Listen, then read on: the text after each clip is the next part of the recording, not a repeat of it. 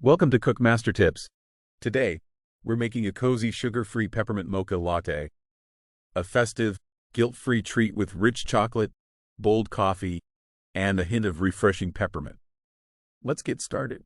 Ingredients: 1 cup unsweetened almond milk, 1/4 cup heavy cream, 2 tablespoons sugar-free chocolate syrup, half a teaspoon peppermint extract, 1 tablespoon cocoa powder, 1 shot of espresso or 1/2 cup brewed strong coffee. Optional: whipped cream and sugar-free chocolate shavings for garnish. Directions: in a small saucepan, heat almond milk, heavy cream, and cocoa powder over medium heat until warm. Do not boil. Stir in the sugar-free chocolate syrup and peppermint extract. Pour the mixture into a mug and add the espresso or coffee.